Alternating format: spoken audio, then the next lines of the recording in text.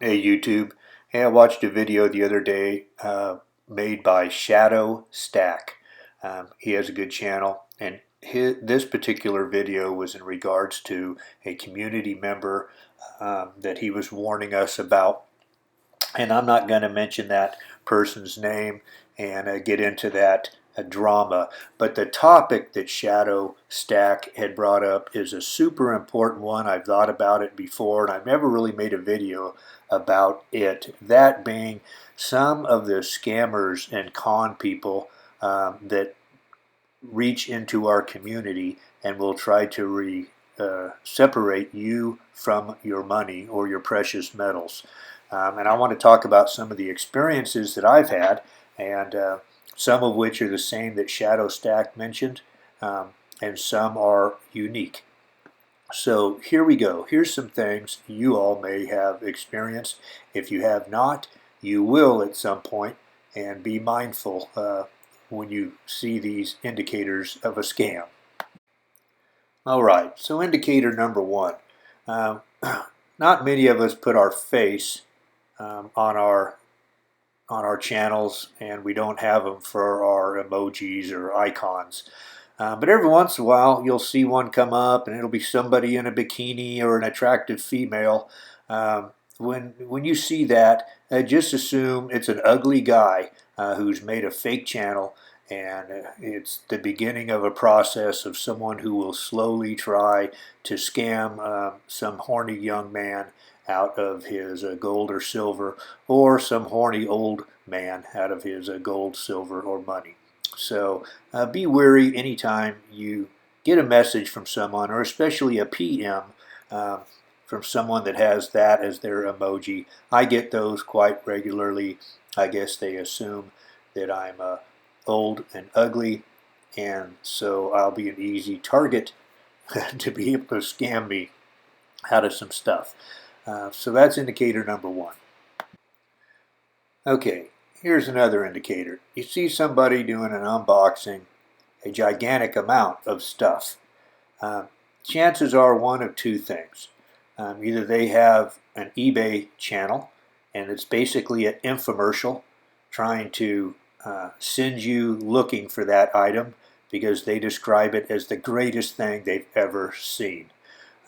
If you see those type of videos, uh, some people at least will open and honestly admit that they're affiliated with a company or that they're making that particular item and sell it. I don't have a problem with that, but I don't like it when people are showing an item, waving it in front of you, telling you it's a must-have item because ultimately they're going to profit off of it.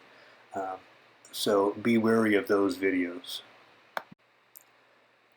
Community members in general, especially those of us that have pretty big subscribers, be wary of us.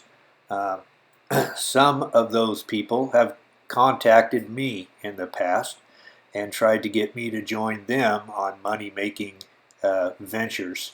Um, I don't know, something about making money off people in the community.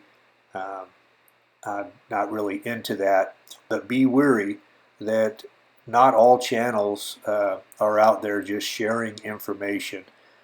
There are people out there who their primary purpose for being on YouTube is to get some of your money.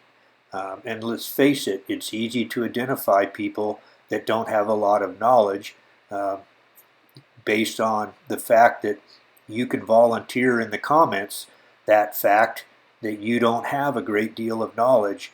And if I'm looking to take advantage of you um, or somebody, then that's who I'm going to zero in on, someone who obviously doesn't have a lot of knowledge on the topic. PMs, or private messages. Be wary of people that want your phone number or your address who contact you via private message. There's very few, in the years that I've been doing this, there's probably about 3 people who I've shared that information with, and that was only after a lot of conversation over an extended period of time. Um, be wary of giving personal information out on YouTube to a stranger. It seems like it should be commonsensical, but it's easy to let our guard down because you start feeling as though you get to know people in the community. And the fact is, we're all strangers, or at least 99.9% of us are strangers. And some people can build up a fake relationship. Scam artists are great for that. So just be wary of sharing your personal information. Conducting trades, man, I've got, or sales on your channel, I probably have about a 50% success rate in dealing with people in the community. I made a video one time, it just blew me away, the responses I got, where I shared an experience where I had a rare silver bar.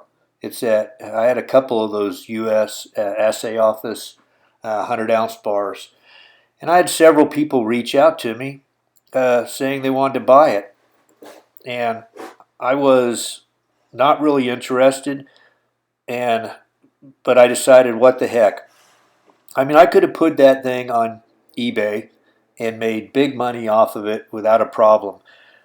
And a young guy contacted me and said he wanted to do it by putting X amount down and hold it for layaway and then give me X amount, etc., etc. So I went ahead and worked with him, and ultimately he gave me like 10% down, and then he had 30 days to make the next installment, and the deal was, if he doesn't make the installment, then he loses the layaway money. That's the way it works in real life. And he didn't make the payment, and he gave me his story of woe, and I told him, well, thanks for the 10%. And then somebody else did the same thing for me. I had two people in a row wanting to basically use me as a bank for credit, interest-free, and then when they reneged on their part, they lost their down payment to me.